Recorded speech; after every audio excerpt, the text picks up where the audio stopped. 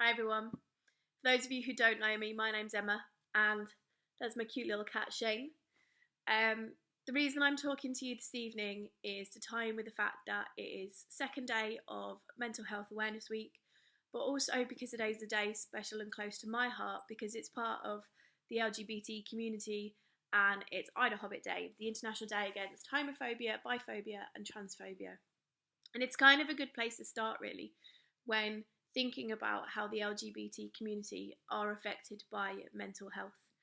Um, it's said that we are twice as likely to have suicidal thoughts or even attempt suicide, and 2 to 3 more times likely to suffer from depression than people in the heterosexual world. I very much believe that is because how we as individuals place ourselves up against the rest of society based on those judgments that we've had made against us for years and years and years. I'm going to kind of talk a little bit about how my own mental health has been affected by that. As a teenager, Law Section 28 was in place. I struggled with my sexuality. I was unsure of who to turn to, although I was quite a bright, bubbly, outgoing, vibrant kind of person at school. And I was quite open with those feelings that I had going on inside of me. I couldn't talk to anybody.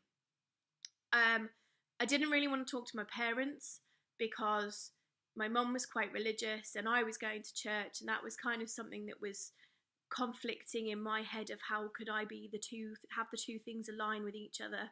And I couldn't speak to my teachers because my teachers weren't going to talk about that kind of a subject because they were fearful of losing their jobs because of Section 28. And that left me in a real state of having to deal with everything by myself, and I internalised everything. And I really couldn't find a way to express how I felt. I felt wrong. I felt inadequate. I felt like I would be rejected. And I really didn't know how to deal with it. And I turned to self-harm as a way to release those thoughts that I had in my head. I firmly believed that I wasn't meant to be here, that I was wrong, that I was dirty, that I was abnormal. And the only way that I could deal with that in a pain that made me feel like the pain I felt inside was to cut myself. And I did this for quite some time. I saw various counsellors, and it reached a stage where at the age of, I think I was about 17, I took an overdose. Because I'd hit a point where I just wasn't sure that I actually needed to be in existence anymore, that nobody would notice, and actually it would probably be better off for everybody if I wasn't there. Luckily, some people would say, I came out the other side of that. What I did have my eyes open to at that point for me was that religion was not going to have my back at all. So I turned away from my religion at that point because I was getting no help and support there. And instead I went off to kind of try and find myself, but by trying to find myself, I backed myself into the closet. Again, something that I found as the way that I was just going to try and live my life by the rules that society had put in play for us. But obviously that takes a toll on your mental state. And there came a time 5 years down the line where I knew I wasn't in the place that I needed to be in. I needed to be in a better place. And so I then came out again. And in that process, I once again took an overdose because I was fearful of the rejection that I thought I was going to face.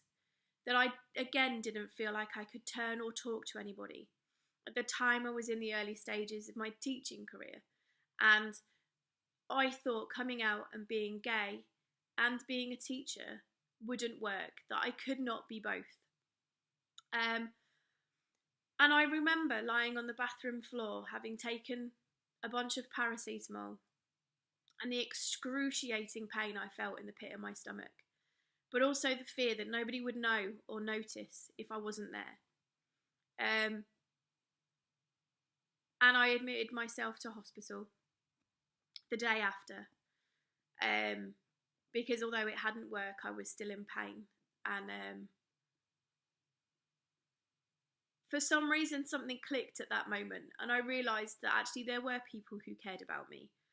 There were people who did care if I was in existence.